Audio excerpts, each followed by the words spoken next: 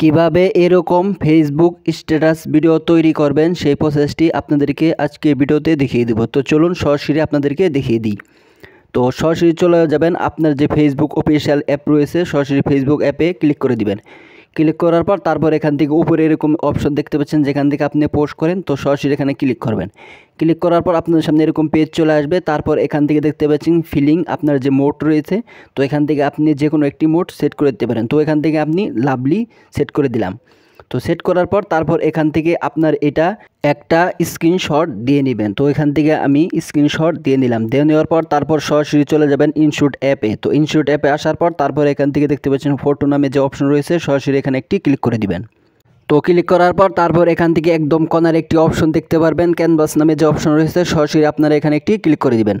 তো এখানে ক্লিক করার পর তারপর এখান থেকে আপনার যে কোনো একটা রেশিও সিলেক্ট করে দিতে হবে। তো আমি যেহেতু এখান থেকে ফেসবুকের ভিডিও বানাবো, সেহেতু এখান থেকে 4.3 যে অপশনটি রয়েছে ফেসবুকের, সেটি এখানে সেট করে দিব। সেট করার পর তারপর এখান থেকে এটি ধরে আপনি খুব সুন্দরভাবে এইভাবে এটি বসিয়ে দিবেন। তো এইভাবে আপনার বসিয়ে দেওয়া হয়ে গেলে তারপর কাজ শেষ। দেখতে পাচ্ছেন রাইটে ক্লিক করে দিবেন। রাইটে ক্লিক করে দেওয়ার পর তারপর এখান থেকে আপনার এটা টেক্সট লিখতে হবে। তো টেক্সট লেখার জন্য টেক্সট অপশনে ক্লিক করে দিবেন। তো ক্লিক করার পর তারপর এখান থেকে আপনি টেক্সট লিখে দিতে পারেন এবং কপি করে এখানে পেস্ট করে দিতে পারেন। তো আমি এখানে কপি করে পেস্ট করে দিলাম। তো এখান থেকে দেখতে পাচ্ছেন আমি কিন্তু একটা টেক্সট খুব সুন্দরভাবে এখানে কপি করে পেস্ট করে দিয়েছি।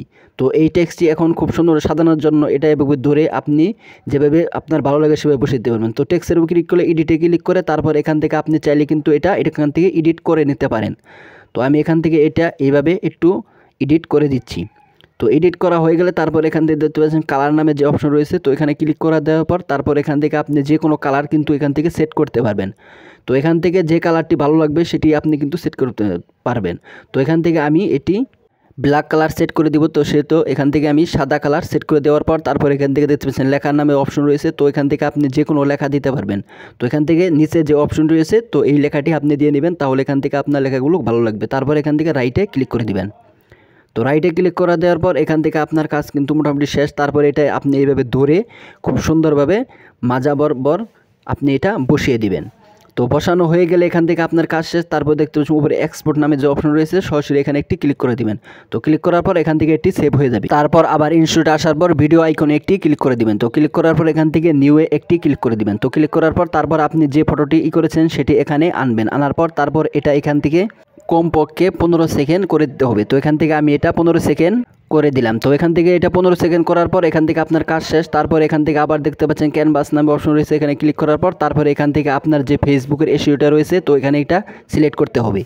তো এখান থেকে আমি এটা ফেসবুকের এসইও সিলেক্ট করে দেওয়ার পর তারপর আবার সরাসরি রাইটে একটি ক্লিক করে দিবেন। তো রাইটে ক্লিক করার পর এখান থেকে আপনার কিন্তু এই ভিডিওটা হয়ে গেছে। তারপর এখান থেকে যে কাজটি করতে হবে সেটি হলো ইফেক্ট নামে একটি অপশন রয়েছে, সরাসরি আপনারা ইফেক্টে একটি ক্লিক করে দিবেন। তো ইফেক্টে ক্লিক করার পর তারপর এখান থেকে আবার দেখতে পাচ্ছেন ইফেক্ট নামে যে অপশন রয়েছে, সরাসরি এখানে আরেকটি ক্লিক করে দিবেন। তো ক্লিক করার পর এখান থেকে একটু ব্যাগে চলে আসবেন। তো এখান থেকে এইভাবে আসার পর তারপর এখান থেকে দেখতে পাচ্ছেন অনেক ইফেক্ট রয়েছে। তো আমি যে ইফেক্ট দিয়ে ভিডিও বানাইছি, তো দেখতে পাচ্ছেন এই ইফেক্টটা রয়েছে। তো এখান থেকে আমি এই ইফেক্টের উপর ক্লিক করে দিলাম। তো ক্লিক করার পর এখান থেকে একটি ভ্যালু আপনি কমিয়ে নেবেন।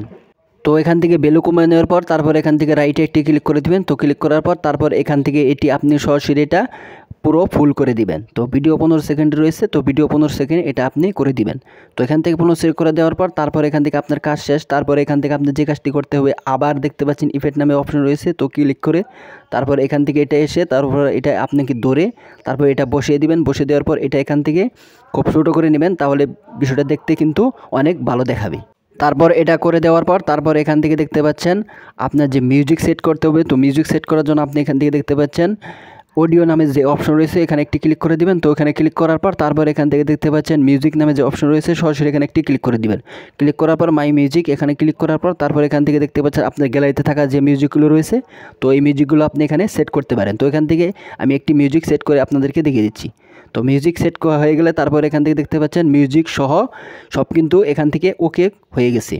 তো এইভাবে দেখতে পাচ্ছেন এখান থেকে কিন্তু খুব সুন্দরভাবে ভিডিওটি তৈরি হয়ে গেছে। তো এখান থেকে ইনস্টিটিউটের লোগো ক্লিক করার পর ইনস্টিটিউটের উপরে ক্লিক করে মুখে ক্লিক করলে কিন্তু ইনস্টিটিউটের রিমুভ হয়ে যাবে। তারপর এটা সেভ করার জন্য উপরে দেখতে পাচ্ছেন এক্সপোর্ট নামে অপশন আছে, এক্সপোর্টে ক্লিক করার পর তারপর আবার দেখতে পাচ্ছেন এক্সপোর্ট, তো এখানে একটি ক্লিক করে দিবেন। তো ক্লিক করার সাথে সাথে এখান থেকে দেখতে পাচ্ছেন এটা কিন্তু এইভাবে গ্যালারিতে চলে আসছে। তো এই ছিল প্রসেস। তো ভিডিও ভালো লাগলে লাইক দিবেন, চ্যানেল নতুন হয়ে গেলে চ্যানেল সাবস্ক্রাইব করে দেবেন।